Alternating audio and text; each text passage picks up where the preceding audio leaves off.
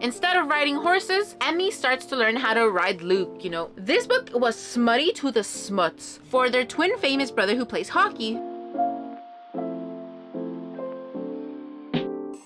Hello. If you guys don't know who I am, hi.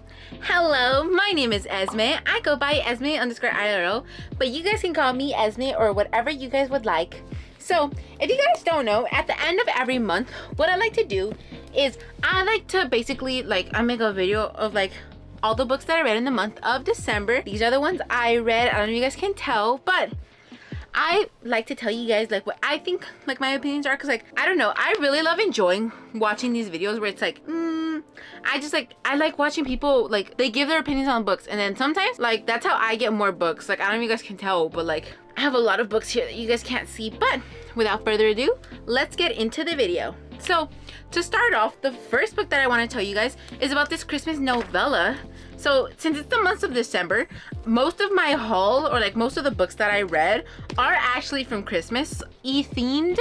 Only two of them are not. So the first one I read was actually a novella, which is called Trick Shot by Grosse. I don't know if you guys can see, but basically Trick Shot is it follows around these main characters. They go by the name of Leo, Riley, and Jace, who are basically a throuple, but they weren't in the beginning. So Riley mistakenly mistakens Leo for their twin famous brother who plays hockey, who goes by the name of Lucas. Leo doesn't actually, Leo's you know what, I'm gonna let this happen because this girl is actually pretty hot and I kind of want to, mwah, I like her. I love her enthusiasm and I kind of want to sleep with her. So when their plane gets canceled, unfortunately, he's like, hey, you want to have a drink at my apartment? Since you're gonna be stuck here either ways, why not? So Riley's you know what, I'm taking you up on your offer. When they get back home, Leo introduces Riley to his, kind of boo, but not boo, his friends with benefits / best friend, Jace. Basically, the whole premise is it's Christmas, but Christmas smut. So, for plot wise, don't expect much plot in this book because it's a novella. It's under 200-ish pages, I think. It is 180 pages, so it's under 200. But it's actually I really enjoyed this. But if you really love smut, this is great for you. So for star, plot wise, I would say it was a 3 out of 5. So it's it's a okay-ish book, not really what I love smut. I love smut as much as the next person. But I kind of I know it's a novella, but I kind of wish I want to know what happened after the relationship, or do they get married, do they not, I really I get the novella is supposed to be small, but I kind of want a little bit more plot. So 3 out of 5 for the plot, but 4 out of 5 spices if that is your your drift, if that is what you love. Check out this book. It's Christmas but smut, but I like to say it's never too late to read Christmas books. As long as you read it, I feel as long as you read it in the winter season, or when it's really cold. So the next book I read was called Wreck the Halls by Tessa Bailey. This book I actually wrote down the rating. I gave it a 3.5 out of 5 for the stars because I don't know, not gonna lie, it's kind of cheesy. So basically it follows around Melody and Beat, who are both kids of this famous group that split up no more. So basically they're children of celebrities. And so, throughout the whole thing, this is kind of they're not childhood friends. It's kind of acquaintances to lovers, but it's also not enemies to lovers. I don't really know what to put down this trope as. I'm not gonna lie to you guys, it took me a few days to read this book. I think it took me 4 or 5 days. It took me a little while to finish this because it was interesting, but it wasn't that interesting. I love Tessa Bailey. I love her other books that she has, but this Christmassy one, I wish it was a little bit less cheesy. I did like the ending though. I won't tell you guys what it is because spoiler alert, but I did love the ending. This book is really nice. So 3.5 out of 5 for stars. And then for spice, this was more a 2 out of 5 because there is one spice scene, I believe. So it's for those of you who really don't want to read spice, this book is for you. I really love books that don't have spice. I really love Once Upon a Broken Heart. That book is my jam. And then I have another book on here. Where is it? That also doesn't have, I can't find it. The Ballad of Never, the whole Once Upon a Time series. I love it. I'm also currently reading Lightlark. I don't know if that has spice, but I'm currently reading Lightlark by Alex Astor, but I don't think I'm gonna finish that by the month of December. So you'll probably see it in the January one. But yeah, 3.5 out of 5 stars for Wreck the Halls by Tessa Bailey.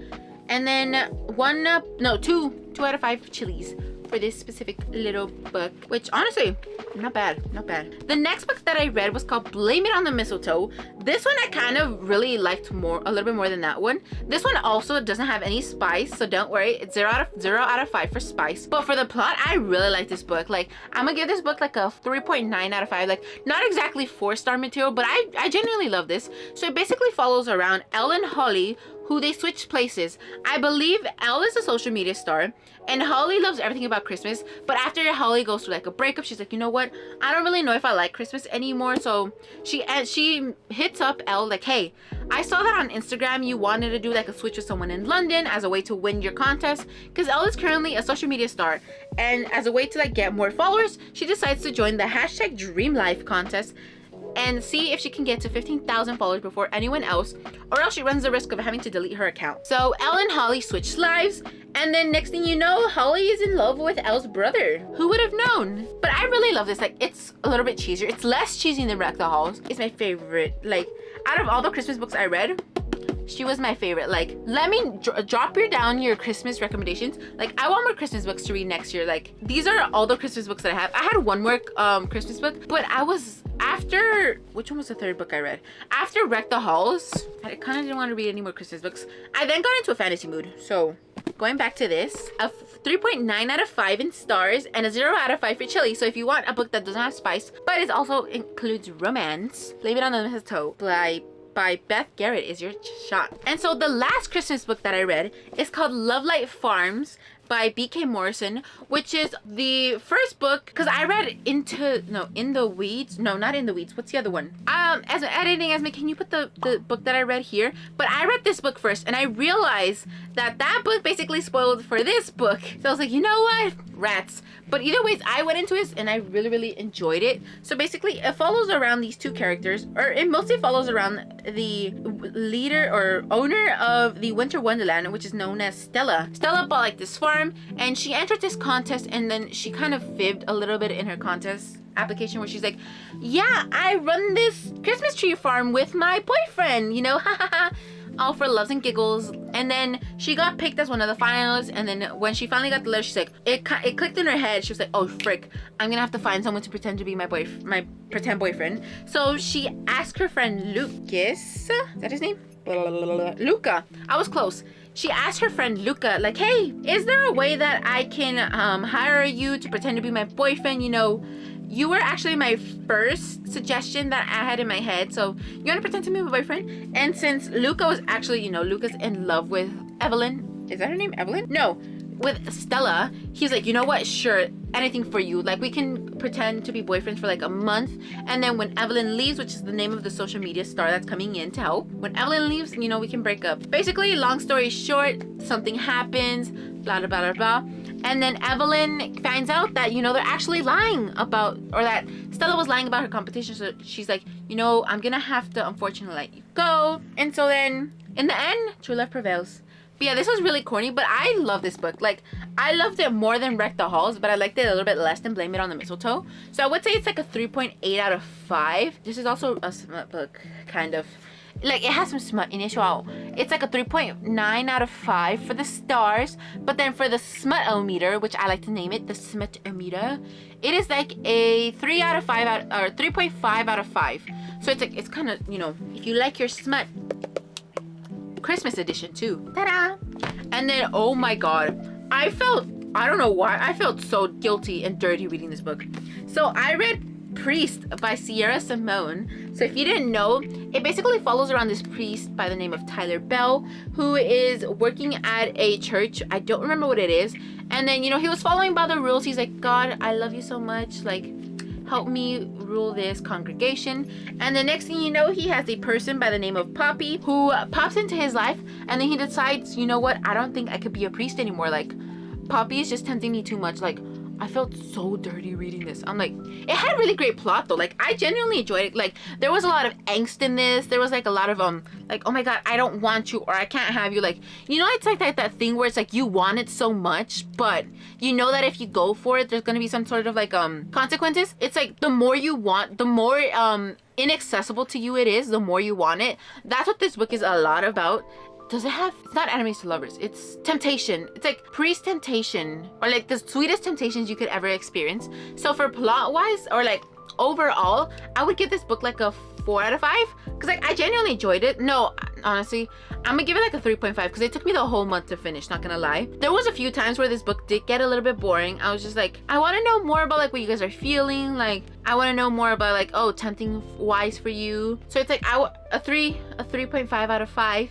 And then holy, this book was smutty to the smuts. So this is like a 4 out of 5. The reason I didn't give it a 5 out of 5 is I usually save the 5 out of 5s where it's like the dark romance, where it's like the BDSM part, or like, you know, like the great hardcore smut. So yeah, this is a 4 out of 5 in chili peppers. So yeah, if you really want a book that's smut and will leave you feeling like, oh my god, what the frick did I just read? This, I feel so like, oh my gosh, like like that feeling, this book is for you.